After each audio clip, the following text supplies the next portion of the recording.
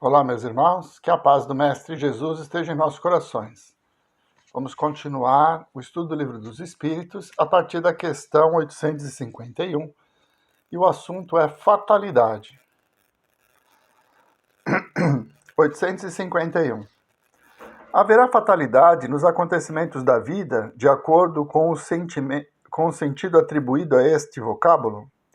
Em outras palavras, todos os acontecimentos são pré-determinados? Neste caso, que vem a ser do livre-arbítrio. A fatalidade só existe pela escolha que o espírito fez, ao encarar de sofrer esta ou aquela prova. Ao escolhê-la, elege para si uma espécie de destino, que é a consequência mesma da posição em que se achará colocado. Refiro-me às provas físicas, porque no tocante às provas morais e às tentações, o espírito, conservando o livre-arbítrio quanto ao bem e ao mal, é sempre senhor de ceder ou de resistir. Ao vê-lo franquear um espírito bondoso pode vir em seu auxílio, embora não possa influir sobre ele de maneira a dominar-lhe a vontade. Um espírito mau, isto é, inferior, ao lhe mostrar de forma exagerada um perigo físico, poderá abalá-lo e amedrontá-lo, mas nem por isso a vontade do espírito encarnado ficará menos livre de quaisquer entraves. Nós estamos falando de sorte, de azar, de destino. Quem escreve o nosso destino somos nós. Mas como explicar isso se a pessoa já nasce com problema físico? Essa história foi escrita numa encarnação anterior. Só conseguimos conceber a lei de justiça, de amor e caridade, a lei de causa e efeito, se nós concebemos que somos espíritos imortais e que vivemos diversas vidas. O nosso livre-arbítrio jamais é aviltado. Mesmo Deus não interfere. No final, Ele, pela sua misericórdia, nos oferece meios, caminhos, oportunidades, mas a decisão sempre vai ser nossa. Por mais que os espíritos queiram nos influenciar, para que tenhamos o mérito das nossas decisões, é preciso que elas sejam nossas, que venham da nossa vontade. E isso é expressamente respeitado.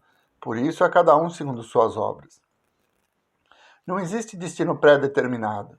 O que existe na encarnação são tendências de provas e expiações nesse momento evolutivo em que nos encontramos, devido aos nossos compromissos assumidos, e sempre de acordo com as nossas forças. Né?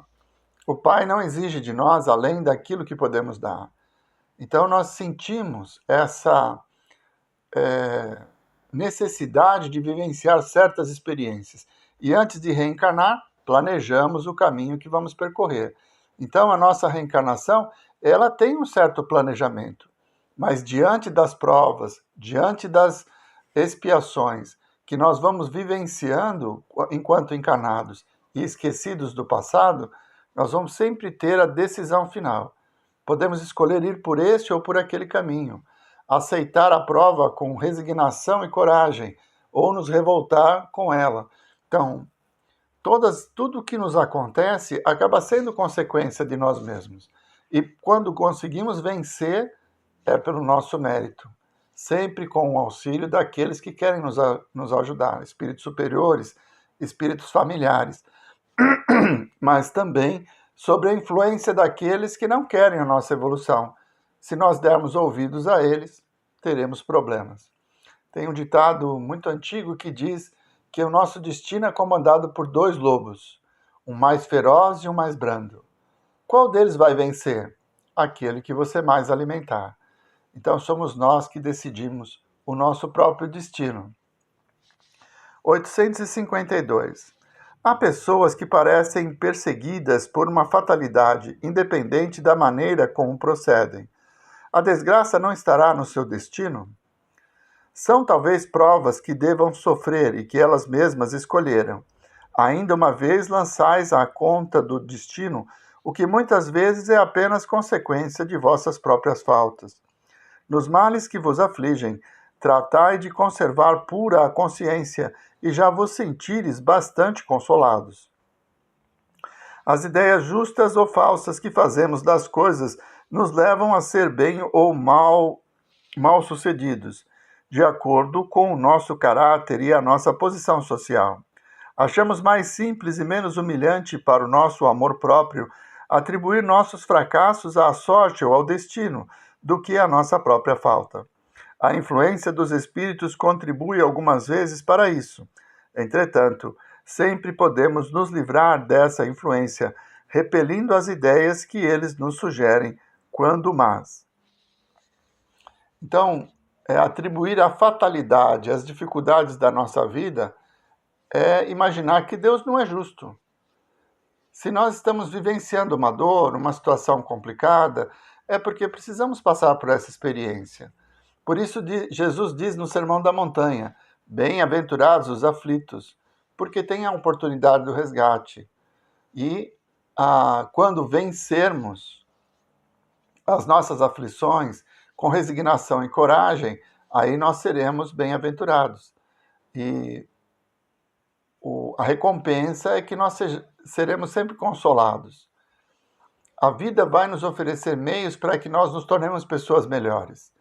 Se a vida concorda com tudo que desejamos, se ela nos oferece exatamente aquilo que nos faz feliz, como que nós vamos mudar? Quando haverá evolução? Então, as vicissitudes da vida, elas surgem para nos tirar da zona de conforto, para que possamos olhar para dentro de nós mesmos e encontrar aquilo que é preciso mudar. Então, precisamos ser gratos.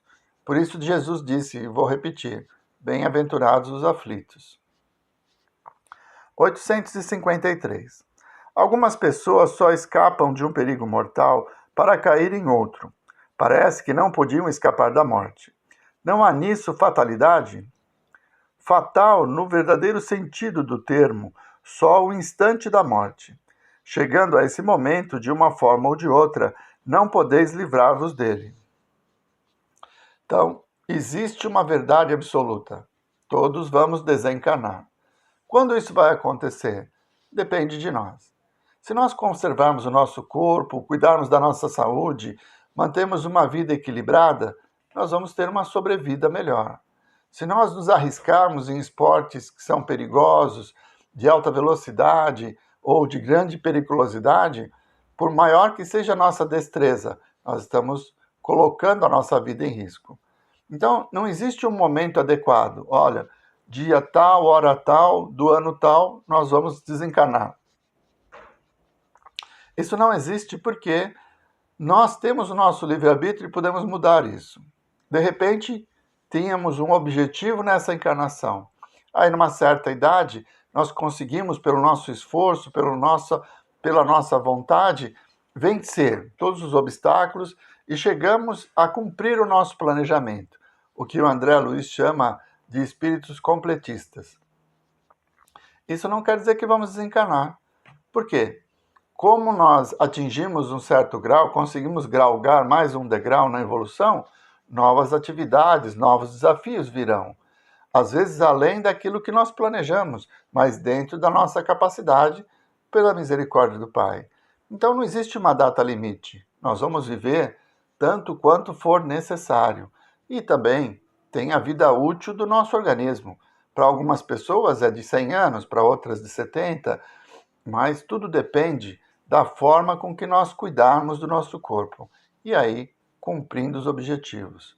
O nosso livre-arbítrio pode nos levar à vitória, a vencermos a nós mesmos, a superar os obstáculos e aprender o caminho das leis de amor e caridade que o Pai nos ensinou através do Mestre Jesus.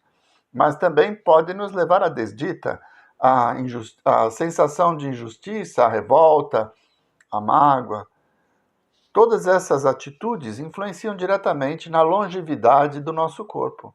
Então, preservemos o nosso corpo, cuidando dele através dos meios da saúde, de uma boa alimentação, exercícios físicos, mas também através de bons pensamentos, da percepção da presença de Deus, da sua misericórdia, da sua justiça, porque esses sentimentos também nos fortalecem. 853. Algumas pessoas só escapam de um perigo mortal para cair em outro. Perdão. 853A. Assim, qualquer que seja o perigo que nos ameace, não morreremos se a hora da morte ainda não chegou? Não. Não perecerás e tens disso milhares de exemplos. Quando, porém, chegar a hora de tua partida, nada poderá impedir que partas. Deus sabe com antecedência qual o gênero de morte que te levará da terra. E muitas vezes teu espírito também o sabe, já que isso lhe foi revelado ao fazer a escolha desta ou daquela existência. Bom, essa resposta ela nos leva a acreditar que existe uma data limite. Existe. É a duração do corpo, mas como eu disse, isso vai mudar de acordo com o nosso livre-arbítrio. Nós podemos anteceder essa data com nossos vícios, com uma vida desregrada, com glutomia, né? O excesso de comida, doenças que surgem a partir do mau uso da vida, né? Então você desenvolve doenças pelo desequilíbrio emocional, enfim.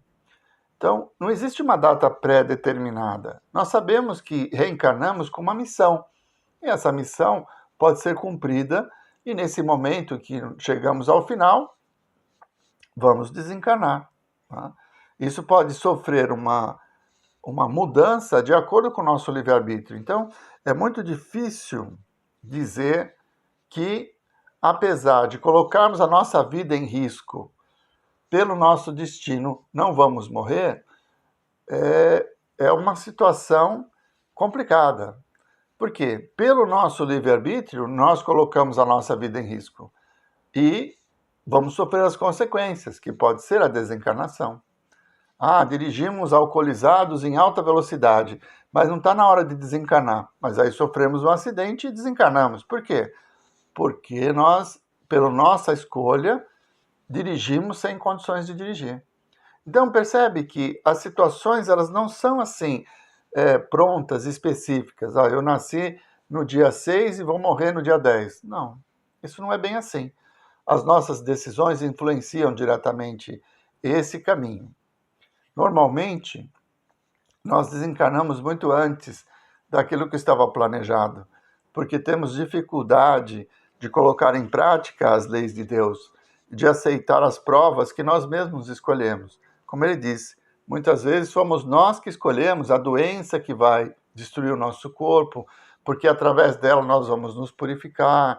Então, tudo isso tem relação direta com o livre-arbítrio. Muito bem, vamos parando por aqui. Na semana que vem retomamos a partir da questão 854, continuando no mesmo assunto.